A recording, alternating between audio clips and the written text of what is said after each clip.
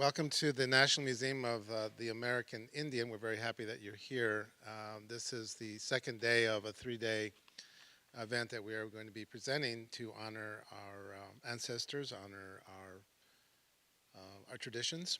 I'm Eduardo Diaz. I'm the director of the Latino Center here at the Smithsonian, and we're very happy to have all of you. Muchas gracias por su presencia en esta tarde. Este es el segundo día en que estamos celebrando el Día de Muertos aquí en el Museo del Indígena Americano. Y nos da mucho gusto que estén con nosotros. How many here were last night for the Quetzal concert? All right.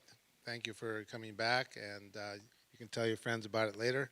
It was webcast, and it's going to be archived, and for those of you who missed it, you will be able to see it. We also have recordings of Quetzal, recordings that were done by our own Smithsonian Folkways label, so those are available also for sale.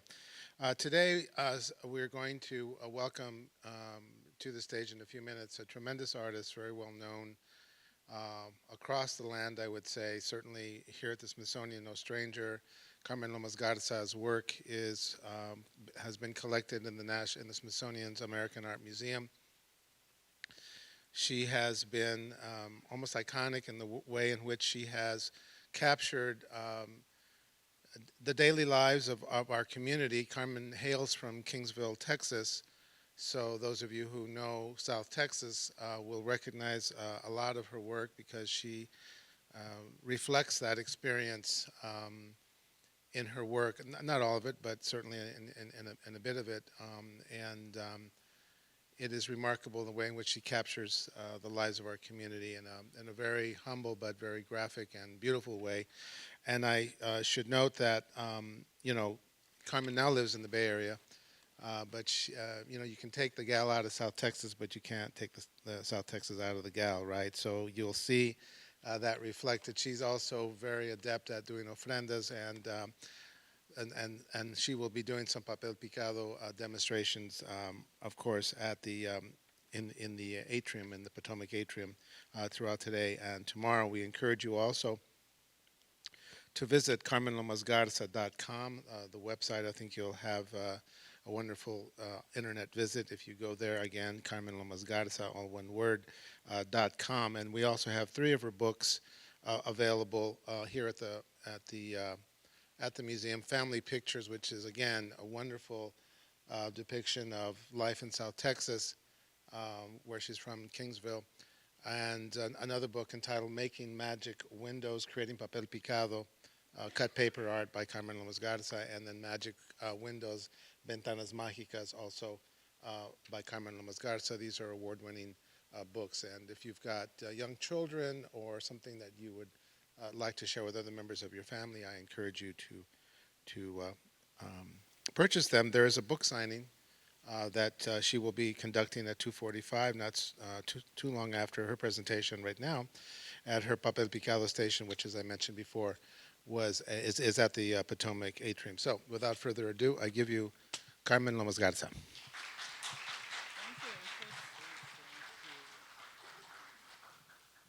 Otra vez, buenas tardes.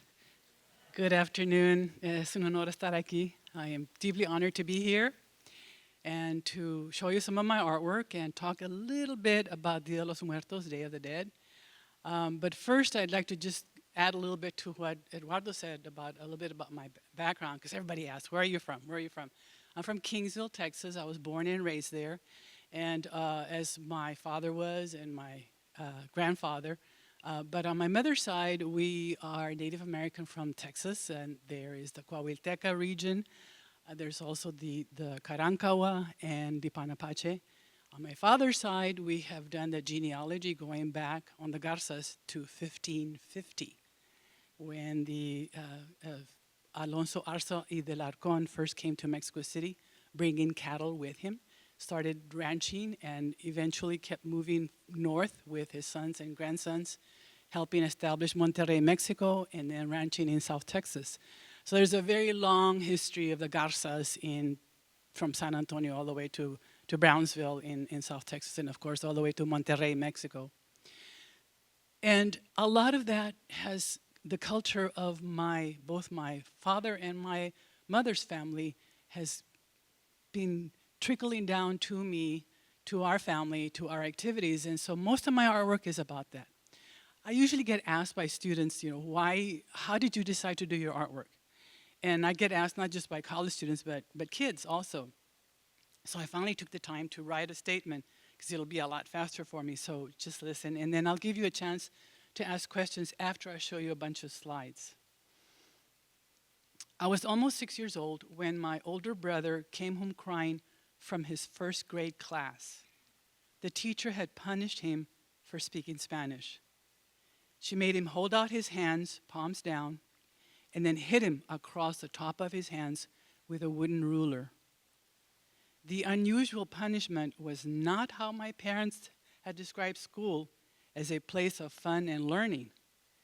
How could they explain to their small children that the punishment was for racial and political reasons and not because he had done something bad? They decided that from then on, we would speak only English and not both languages. I didn't understand the distinction between the two languages, and many times they spoke in both languages in spite of their decision. Even though it had been 7 years since my father and other Mexican Americans had returned from military service during World War II, things had not changed very much in Texas. And now that their children, my generation, were of school age, this discrimination and punishments continued. My parents became involved with the American GI Forum, a World War II veterans organization of Mexican Americans fighting for civil rights. Their first activity was to sue a funeral home for refusing to receive the body of a Mexican American soldier killed in the Korean War because he was not white.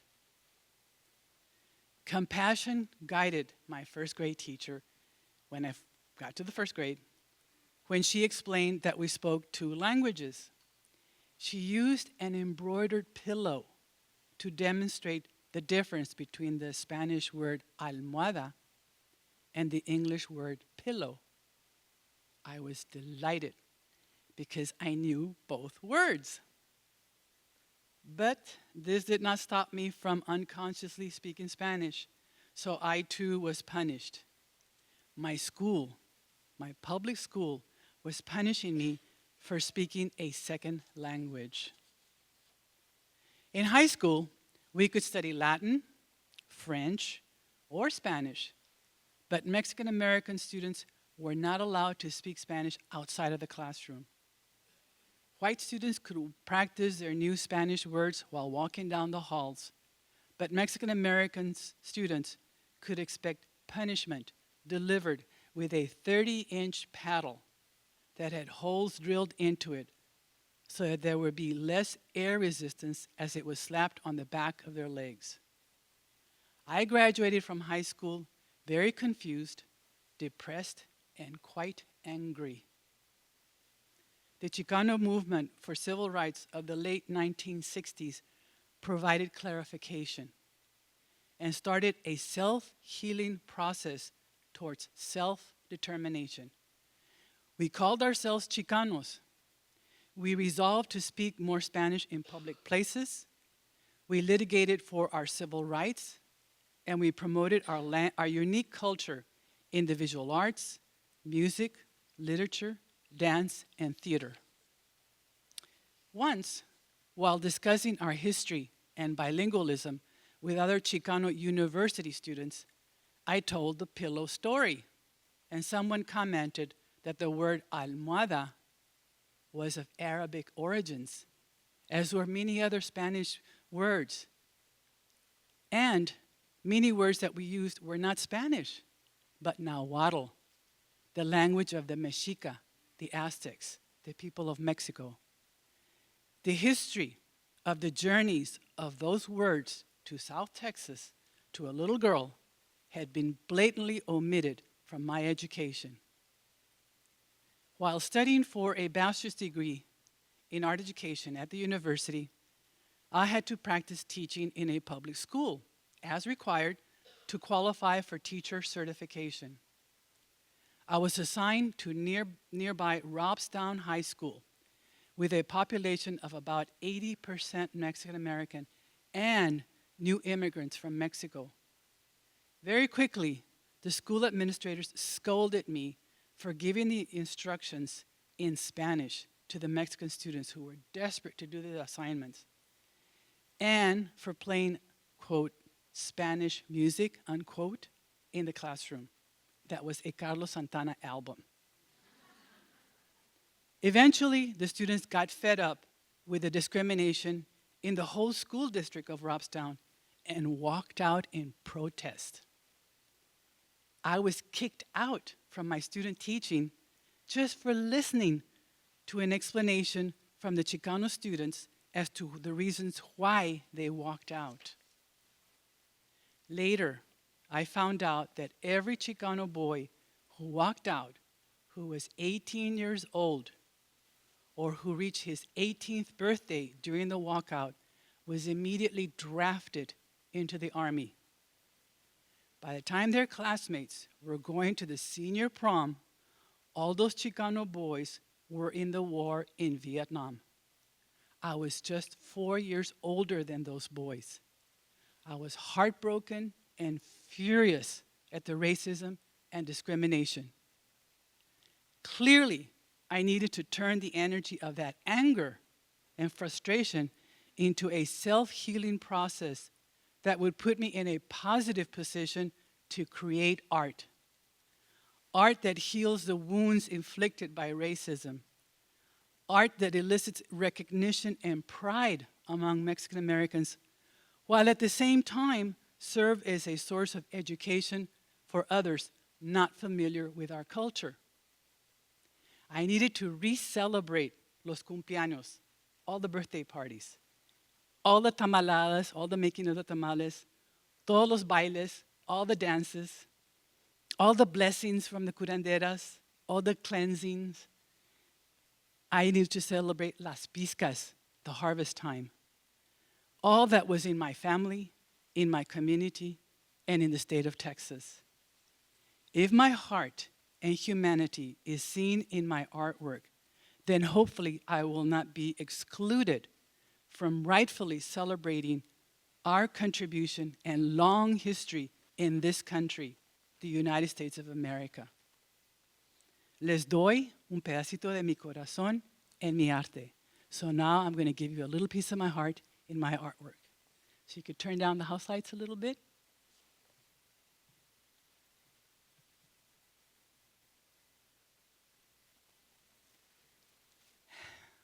So I'm going to start with food, of course. This is sort of like a surreal image that I pulled out of the next painting that you'll see. This is my grandfather's hands cutting nopalitos. This is a tradition that has been handed down to us from our indigenous Indian ancestors. Something that I didn't realize when we were doing it, but once I got to college, I realized, oh, this is our tradition. This is unique to the American Southwest, unique to northern Mexico.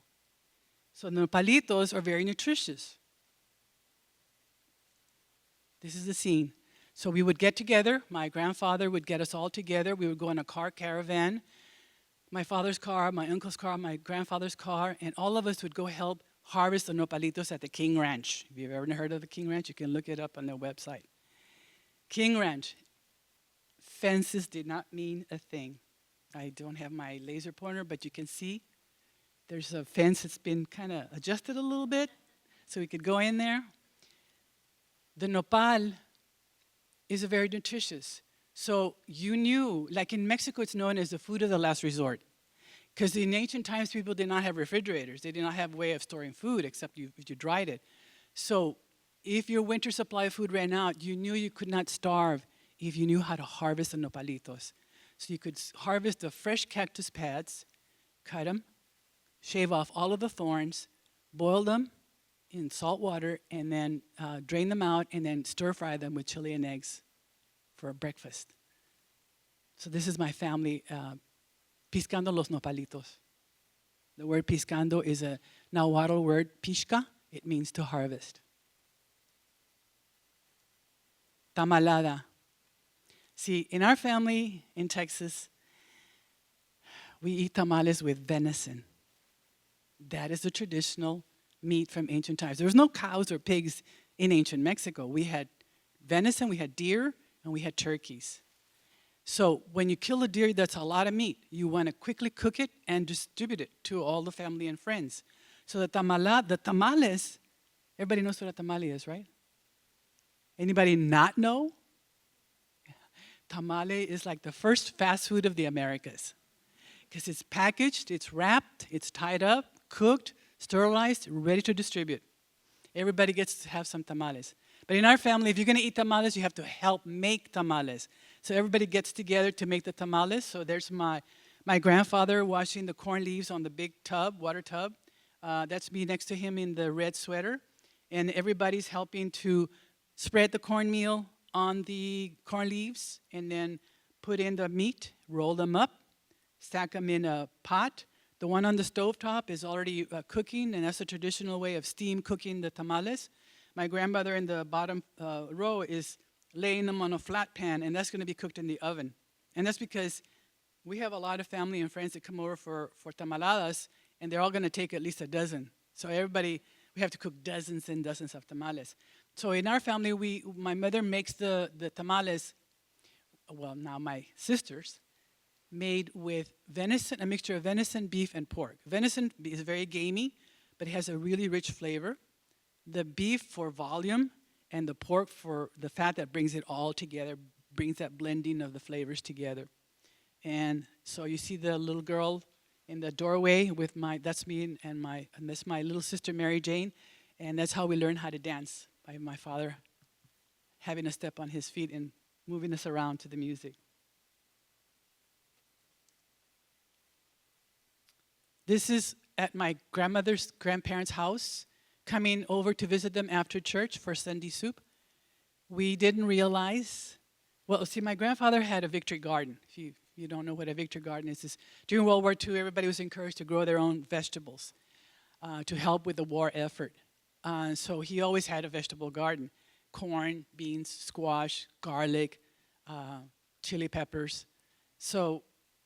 And he also raised chickens and rabbits. And so he would always share all the food with all his children and grandchildren. So we would go over on Sunday, and we had just come out of church, and we had to go around the house because we were eating snow cones. And my mother didn't want us to go inside the house and spill the snow cones. So we get there, and we see my grandmother killing a chicken. And she's wringing the neck. We had never seen that. She's wringing the neck to kill it quickly and then cut off its head. And I was so stunned, and so was my little brother Arturo, who's right in front of me. I'm wearing the blue dress, that I had to pull him back away because I was afraid that the claws of the chicken might scratch him. And then there's my grandfather catching another chicken in the chicken coop. And see, I didn't realize that our chicken soup came from the chicken coop. So here's at my aunt and uncle's house, and they're making empanadas, sweet turnovers, made with the squash and sweet potatoes that they themselves grew. And at harvest time, they would make empanadas, and they would make lots of them. So they'd invite all the friends and relatives, and they lived in a little one-bedroom house, and every surface in the house was covered with a plate or a platter of empanadas. You couldn't sit down. And we figured out later on that they did that on purpose, so that we would always be standing and talking with each other and visiting with each other. So if you can't sit down, you got to move around and eat your empanadas. You could eat as many as you want. You couldn't take them with you. You had to eat them right there, which is another tactic that they keep us there in their house. So you see my mother with the blue dress. We had all just come from church, and we were wearing our Sunday clothes. And of course, cats everywhere, pets everywhere. Ventosa. This is an earache treatment. One time I was watching my mother carrying this bucket of water. I said, "Why do you want that water for?" I was always asking the elders for what questions, lots of questions. Sometimes I was a pest, and they would say, "Oh, just listen, just listen." Okay, so I said, "I'm going to watch." My parents went out to the front porch. All of us went and followed them. And she took a sheet of newspaper and rolled it up into a cone shape. And then she put it in my father's outer ear and very briefly ignited it with a match. You can see my father's holding the box of matches. And she just let the edge burn. See, what happened is my father was in the Navy during World War II, and his ship was hit, and they didn't sink, but there was a big explosion on the deck, and it killed his buddy standing next to him. But for my father, he was not hurt, except that it shattered his eardrum, and it never quite really healed properly. So sometimes when we would go swimming in Padre Island at the Gulf of Mexico, water would get trapped in his outer ear. It was annoying. And so this was a treatment to evaporate the water, let it be evaporated with the suction of the burning paper pulling the air out of the outer ear. So you're not putting anything inside the ear, it's just sucking out the air. And this was explained to me by a emergency room doctor in San Francisco, the San Francisco General, who's one of my collectors. He actually bought this painting.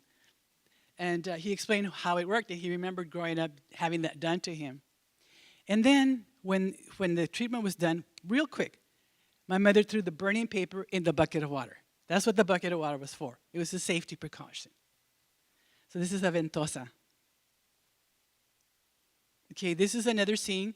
I got home from school. My mother was very excited because there was a rumor that the image of the Virgin Mary, La Virgen Guadalupe, had appeared on a water tank in a little ranch outside of Alice, Texas, which is about maybe 20 minutes away, 30 minutes away.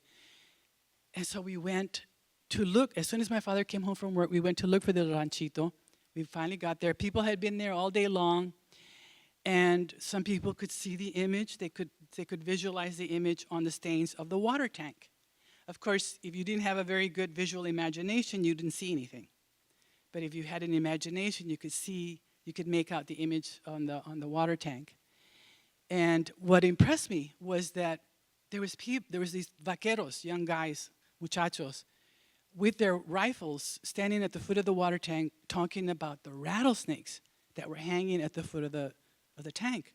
And they were warning people not to go out into the cotton fields because they were afraid they would get bit by the rattlesnakes. And it reminded me very much of a painting that I had seen in the Catholic Church of the Virgin Mary standing on the world, stepping on a snake. So she's stepping out evil. And I thought, wow, that looks very similar to the painting that was in the church. And then over there in the bottom right corner, you see a little boy playing with some cotton balls. And he made a little corral, and he's playing with a horned toad, a lizard that he corralled in there. My brothers were always doing that. So this is called El Milagro, the miracle. This is my grandmother in the white dress telling us the story about La Llorona, the crying woman. La Llorona, there's many stories, there's many versions of her story, but the one I remember was that La Llorona was this woman in ancient times in Mexico. Her husband was a warrior, an Aztec warrior, and they were killed by the Spaniards, and people were starving. The Aztecs were starving, they were dying from diseases, and she didn't want to see her children starve to death. So she threw them into the lake. She drowned them in the lake instead of watching them die slowly of starvation. And then she regretted it. She was so sad and she regretted it. And so her soul never went to the high heavens. She was never accepted into the high heavens. And so she was forever roaming the earth looking for her children. And of course, our parents and grandparents would tell us this story because if we misbehaved, they would say, La Llorona te va a llevar. The crying woman is going to take you away, so you better behave. Of course, across the street from my parents' house is this big empty lot. And there was spiders and fire ants and all kinds of other little critters that they were afraid we'd get bit. So I imagined that La Llorona was across the street. See her there? On the top right. And her children are floating in the river, the lake, which is actually the street. La Llorona, the crying woman. Oh, this is at my grandmother's house. In the summer, we'd go visit my grandparents. Sometimes I'd spend the whole summer with them.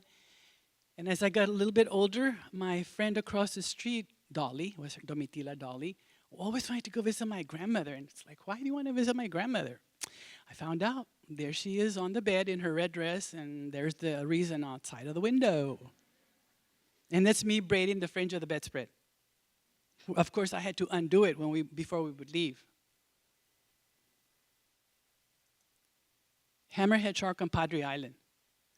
So Padre Island is just half an hour away from Kingsville. Every summer we'd go a lot to Padre Island to go swimming. And one time we came near the Bob Hall Pier, which is this really long pier that goes out into the edge of the deep waters in the Gulf. And that's where the fishermen would go fish for the sharks. And once in a while they would bring in, float in a shark to the shore and just leave it on the shore. And really all they wanted was a jaw with the teeth. It's like a trophy. They didn't really want to eat the meat. And so they would leave the body there to rot. And oh, did it stink. Whew. But it was impressive how big they were. They could be 8 to 10 feet long. So it was very memorable for us kids to be able to touch the shark and to see it up close. So hammerhead shark on Padre Island. Cumpleaños. This is my 6th birthday party and my little brother Arturo's 4th birthday party because he was born on my 2nd birthday. After our party, my mother went to the hospital and had my little brother, Arturo. We're like twins. We're so similar. And so my mother asked me, well, what kind of a piñata do you want? She would make our own piñatas. So I told her, I want a rose. So there's my flower, piñata hanging from the tree in the background, the pink flower.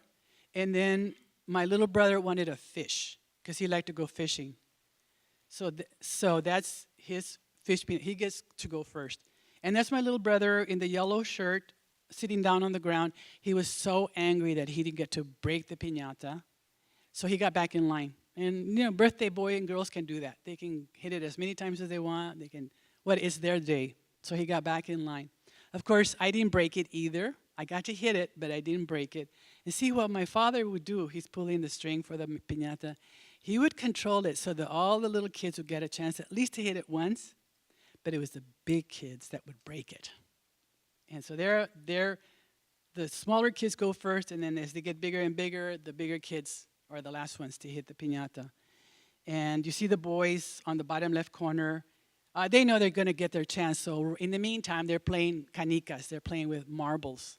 So they would dig out a little hole, smooth it out, clear out all the little rocks and the weeds, make a big circle. And they would play this chance game where each boy would contribute an equal amount of marbles. The one boy would drop the marbles in the hole, and whatever would stay in the hole or whatever would go outside and whatever would go outside of the circle, that's how they would win and lose the marbles. I never thought about getting my own marbles because my brothers had these coffee cans, big coffee cans full of marbles. And but my brothers were sneaky. You know what they would do?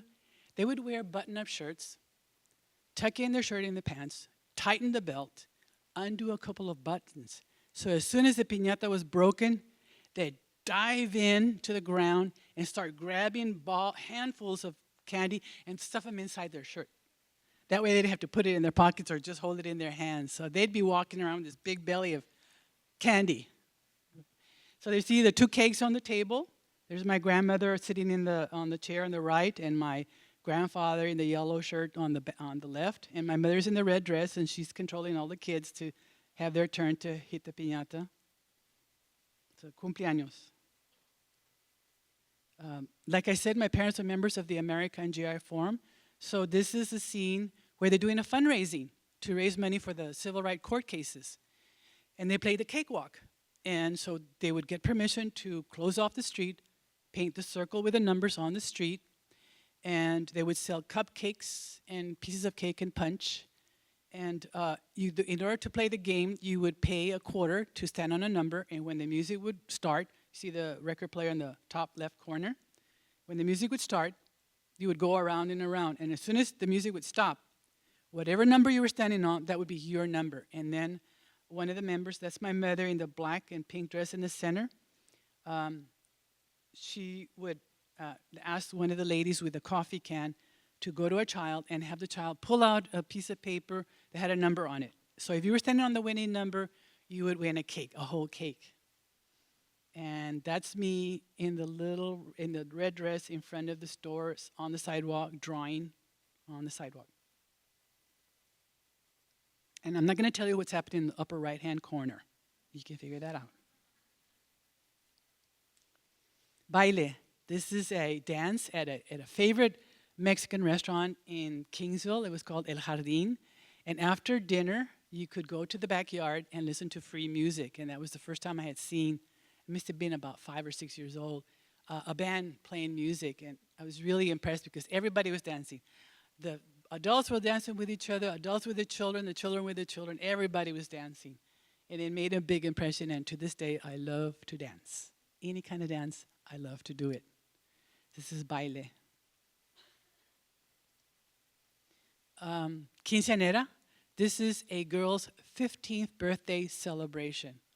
So the tradition actually comes from Spain of a girl who reaches her young womanhood gets to celebrate her 15th birthday, and 14 friends, boys and girls, accompany her to in her celebration. So first it starts with a mass, and then afterwards it turns into a party. So I was driving to work in San Francisco, where I live and work. I was driving to work, and I was passing by this church, and I immediately recognized what was going on because all these young women and guys were standing on the steps. But what impressed me was that the quinceañeras in Texas at that time were the girls would wear very pale pink dresses or very pale green or baby blue. Here in California, they were wearing hot pink. And there was the birthday girl in the lowrider car coming up right behind me. I had pulled over to watch. They were right behind me in the lowrider car with her parents and her escort who was driving the car. And so everybody's waiting for La Princesa to arrive. This is from the early 80s when the kids were starting to do a lot of breakdancing. They were experimenting with their hairstyles, and I just thought they looked like kings and queens, and I had to do a portrait of them. This is Felino's breakdancers in front of his vintage clothing store in the Mission District of San Francisco. It used to be mostly Latino. It's gentrified now, but one time I was walking home from work to go catch the bus, and there was this big commotion going on in front of a store, and I had to go see what was going on. And what it was is all these boys were doing breakdancing. The owner of the store knew that they would be there in front of his store because he sold really good wool Pendleton shirts. San Francisco is always cool, so the wool Pendleton shirts were perfect for the weather in San Francisco. So he would move the lights from the window so they would be projected on the sidewalk. It was great advertisement for the store. And the kids would be there doing their different unique dances. And I just was so impressed at how creative they were and how well they were doing each individual dance. So sometimes when kids would see this, they would ask me, well, how come the boy in the red pants has his legs tied together? And I said, no, they're not tied together. What they would do is the boys would wear these really long shoelaces, and they would tie them around each leg so that the sweatpants wouldn't be loose. So they wouldn't trip on their own pants. You don't want to be tripping on your own clothes when you're dancing. So this is Felino's vintage clothing store, Felino's breakdancers. Tito Puente's gig. Tito Puente, the Mambo King. When he passed away, there was a lot of information about him on the radio. And one story that they always tell is that he always liked to say that he was going to be the first musician on the moon. He didn't get to go to the moon, so this is my gift to him. So there's Tito Puente playing the timbales, the drums, the timbale drums, and all these other musicians floating over the moon. People are dancing to his music, the mambo music. And what is happening is that the sounds that are coming out of all the visual sounds that are coming out of all the instruments end up being the designs and the clothing of the dancers. So you take a look for a little bit, you can see some of the designs from Tito Puente's drums ends up being the designs on the man's shirt on the bottom right, and so on. And then if you've never seen a piano like that one, only in heaven, on the moon. Oh, this is what I think is heaven and what I think is hell. So heaven better be a perpetually playing charanga band. with the violin, the flute, the piano, the percussion instruments. Everybody's floating in the air because that's how it feels when you're dancing to really good live music. Lots of beautiful plants and flowers, perfume, and food. And in hell, this is my fears. This is people who are lazy, who did not want to work, who are mean, and they're actually walking on jagged gold rocks because they were greedy. So the actual painting has 22-karat gold leaf on it. The hearts of the people dancing in heaven are gold leaf, and then the rocks in hell that they're being weighed down and walking on, jagged gold rocks. So you can see the man in the let's see, center on the almost center to the right.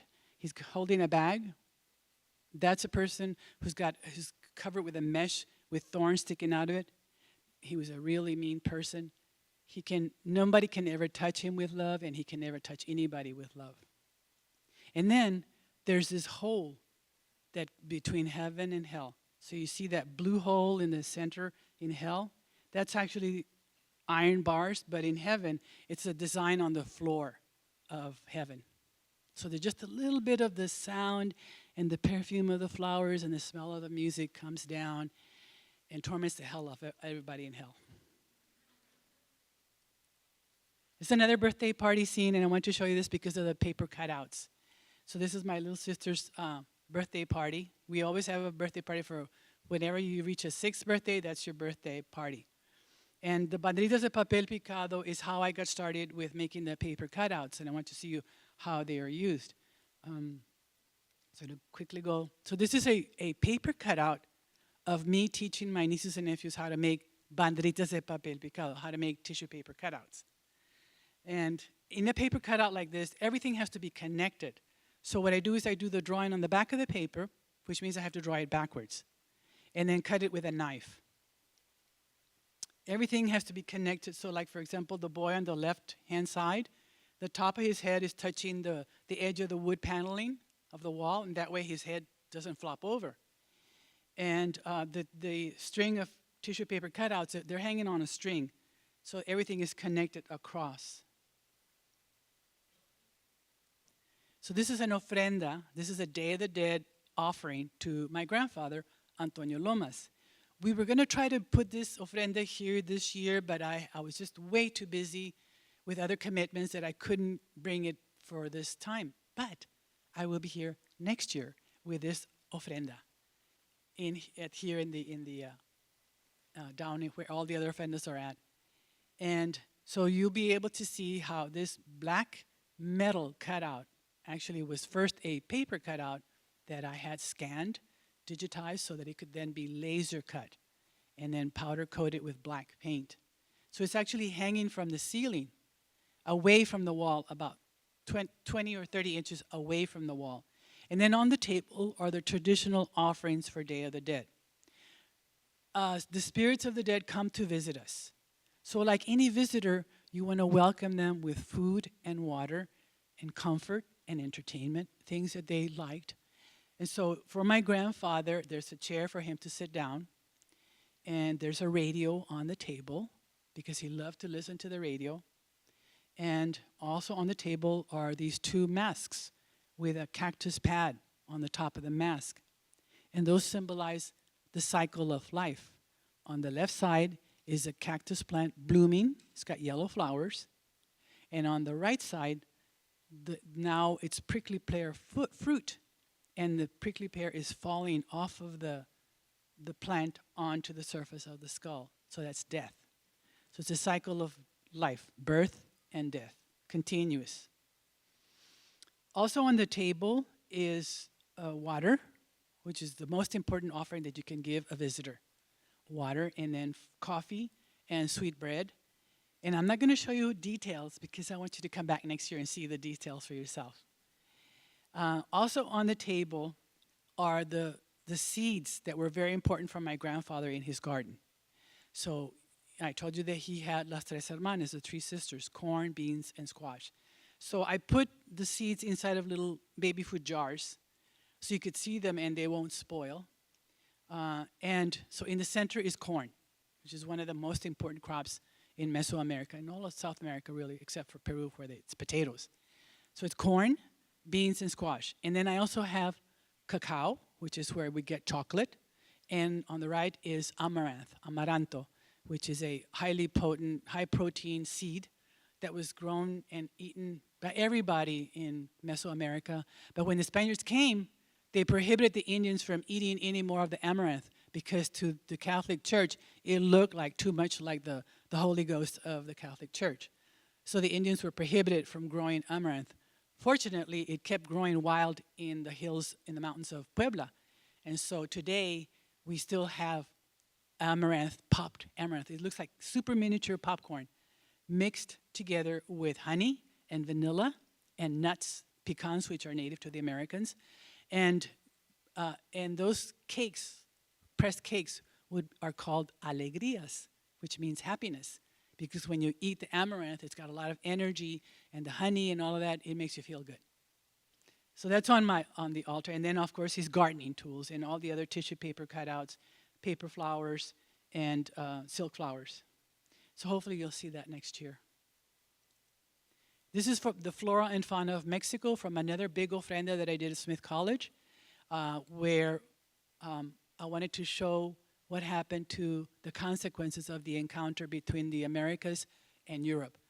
And this was in 1992, the year of the Quinceañera, when everybody was celebrating the discovery of the Americas. To me, this is what the consequences of the encounter between the two worlds. And so I did an ofrenda to Tenochtitlan, Mexico City.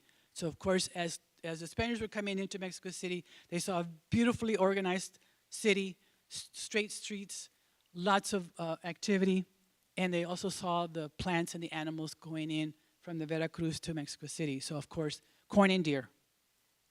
And here's Tenochtitlan. The whole room, the floor was covered with paper that was painted. The black paper is one of the causeways leading into Mexico City, the island city. So people actually walked on the paper as they were visiting. On each side are the smaller altars, the ofrendas, to the towns that Cortés went through. And then finally at the end is Tenochtitlan, the pyramid, with Cuauhtémoc and Moctezuma and the people, the Mexica, the Aztecs of Mexico City. And you can see the paper cutouts hanging from the ceiling. Here's more of those paper cutouts. The turkey, because it was a domesticated animal, very precious animal in Mexico. And the fish and turtles on the right from the lake water surrounding Tenochtitlan, Mexico City. Of course, on the left, there's the aloe vera plant and the chiles. And then, of course, the symbol from where the Mexican flag gets its symbolism. This is the story of what the Aztecs were looking for as the omen as to where they would settle down when they migrated from the north to Mexico City, to Tenochtitlan. So they saw an eagle with a snake landing on the cactus plant. So in the paper cutout, everything has to be connected. So I used the thorns and the cactus pads to keep it together, the edges of the water of the lake, and then the mountains at the top, and everything is connected to the borders so that it all stays intact, nothing flops over when you pick it up. And this is another image of a ballet folklorico dancers, and it was a theme that I was working on in paper cutouts, and when I was invited to do a metal cutout for the San Francisco International Airport, this is what I came up with. I expanded it to include the jarabe tapatio, the dancer with his traje de luz, with his pants with the silver coins on it. And you can see it's like looking through the window of an artist's studio, and you see the hands of the artist holding a cup of paint and a brush. So it's an artist doing a painting of the jarabe tapatio dancers. And you can see how it was installed at the airport. So this is 16 feet high by 24 feet wide. And each one of those sections is one sheet of copper. And you can see how they installed it. It's away from the wall about 6 inches, 5 or 6 inches. The blue wall is also made out of steel, powder coated. We had to make sure that none of the colors would fade because there's a lot of natural light coming in from those windows on the left side. So we laser cut copper because we knew that if we polished the copper and then clear coated a varnish on it, it wouldn't oxidize, it wouldn't turn green. So that's called baile. Here's another art commission that I did in Houston for New Hope Housing. They wanted to have a wall going across 4 buildings that were going to be renovated and made into SRO, single room occupancy for homeless people or people who had been recovering. And so they wanted themes that dealt with the Mexican American community. And they gave me pretty much freedom to design them. So this is Las Mañanitas. This is a couple singing the birthday song at sunrise for the birthday girl or the birthday boy. Early in the morning, they get a song sung to them. And so here you see installed. So the top of the cutout, the metal cutout, is actually the railing of the top of the 2nd floor. And there's 3 more designs. So here's my grandfather working in the garden with the 3 sisters, corn, beans, and squash. And then on the left side, the sunflowers, which are also native. And then papayas, because that's what the director wanted.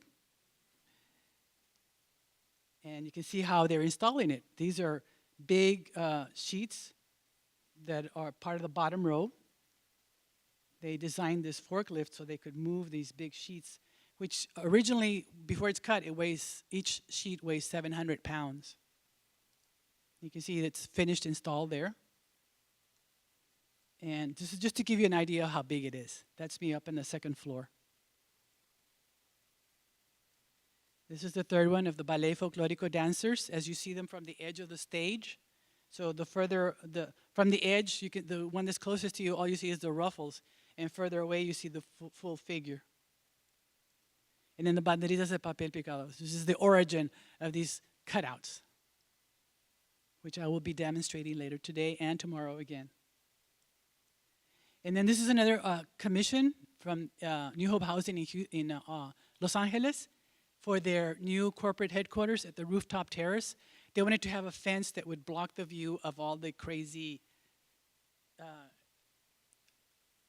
air conditioning stuff. So I designed all of this 72-foot long fence. You can see all the sections on it.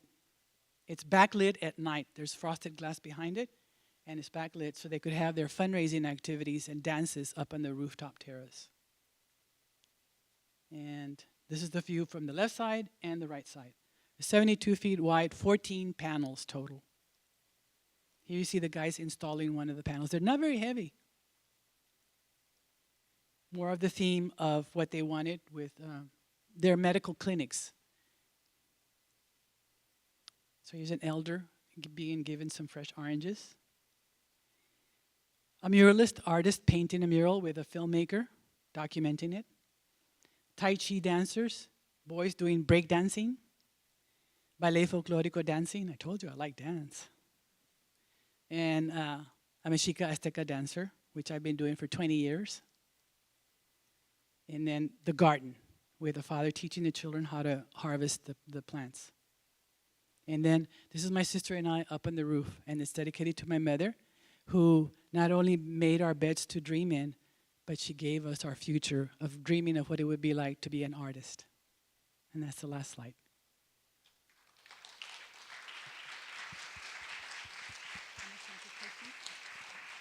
Thank you, Carmen.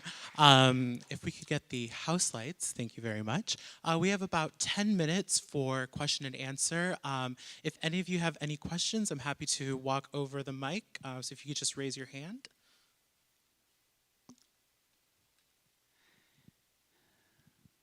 Thank you for that presentation.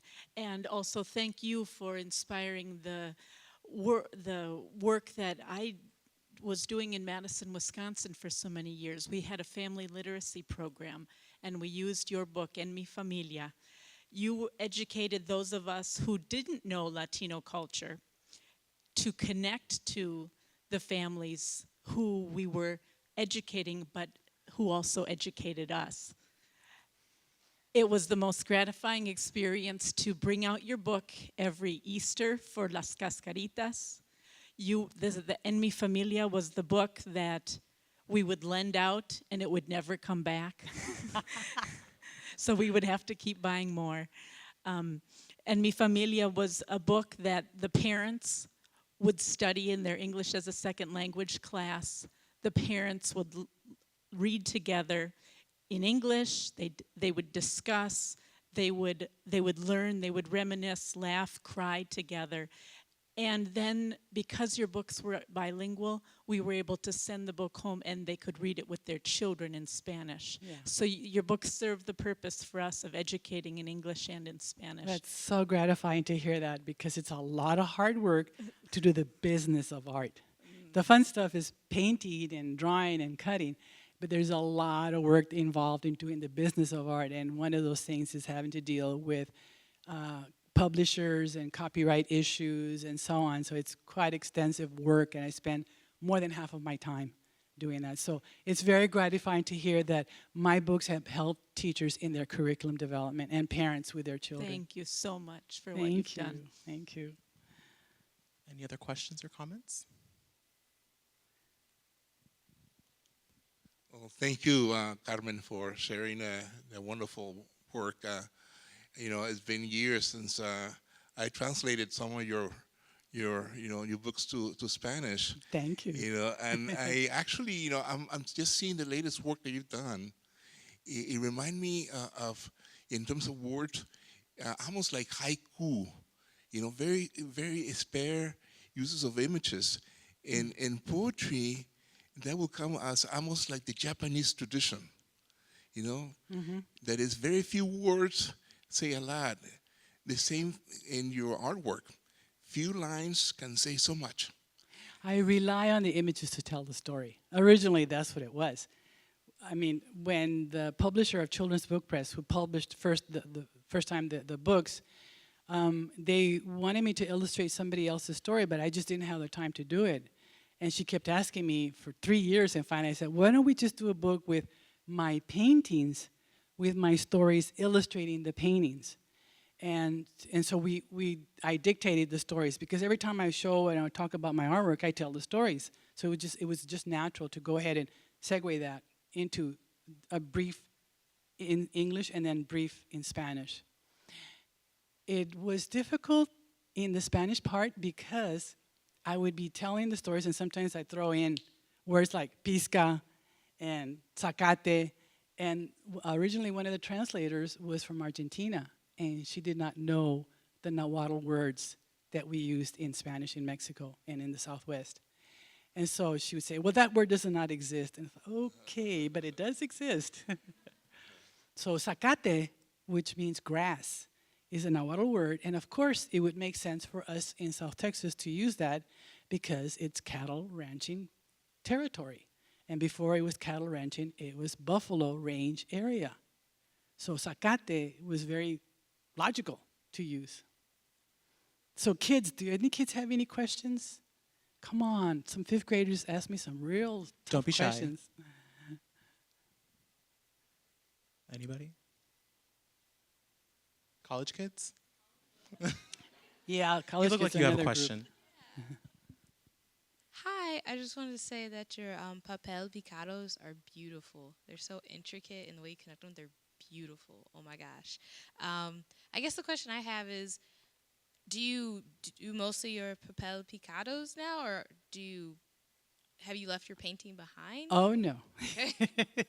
I just finished this year doing 2 paintings. One, there were art commissions, actually. One was for in the Institute of Texan Cultures in San Antonio, Texas. They did an exhibition at the Institute called Los Tejanos, the original people of Texas, the Mexican Americans, focusing in on the more recent history, because there's a lot of history back starting from the 30s of the changes that were brought about by Mexican Americans, as I said in my statement about discrimination and so on. So they asked me to do a painting of a plaza in Texas in the 1930s, with people dancing, the musicians out in the gazebo in the plaza, people dancing, the young people, the young teenagers walking around, parading on the perimeter of the plaza, the boys going counterclockwise, the girls going clockwise and encountering each other. And, hey, you want to go dance? You want to dance with me? So all of that kind of activity, people selling candy and selling paper flowers, and a photographer taking photographs of children on a real pony, and all those kinds of things that they wanted to see in the painting. They sent me a bunch of photographs because it's a history museum.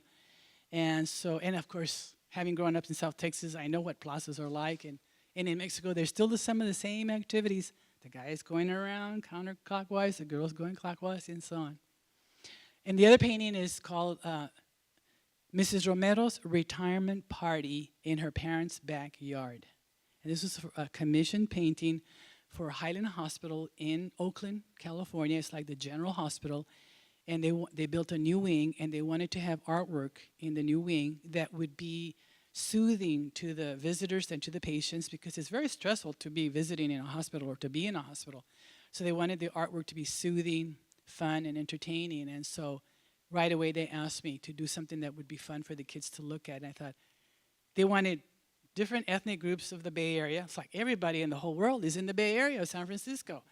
They wanted all the age groups, elders to children and babies. They wanted the plants and animals of the Bay Area. That's a lot. So I said, well, who knows everybody?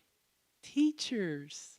So Mrs. Romero is a retiring school teacher, and she's inviting her friends, neighbors, relatives, former students, their children, to come and celebrate with her. And so there's kids doing breakdancing, there's kids doing double Dutch jump rope, there's musicians bringing in their salsa music, there's dancers, but Chinese fan dancers waiting for their turn to do their dance. There's ballet folklorico dancers. There's girls going to do a whole routine with breakdancing. There's a lot of going on in the painting. So there's about 54 people in the painting. So it should provide a lot of relief and stressless time for the patients at the hospital. And I'm still doing the metal cutouts and the paper cutouts. I'd like to do more painting because I really would like to do another book, another picture book for children, a bilingual book. That was a good question. We have time for one more question. One Anybody? more question. So if you don't have any questions, I'm going to briefly explain a little bit more about my ofrenda. I'm trying to stick to the traditional format of the ofrenda. When I was growing up, we would prepare for Day of the Dead, November 1st and 2nd, by making crepe paper flowers. This is before plastic flowers. Crepe paper flowers. We take crepe paper, shape it into flowers, and then dip them in hot wax and make big bouquets. So on November 1st and November 2nd, we would go to the cemetery, clean off the graves, clean off all the weeds, sweep it up, decorate it with the paper flowers, and then we would sit down and eat a lunch that we would take.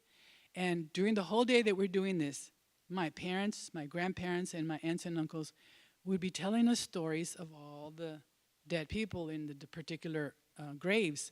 And sometimes the stories were funny, sometimes they were sad, sometimes they were scandalous.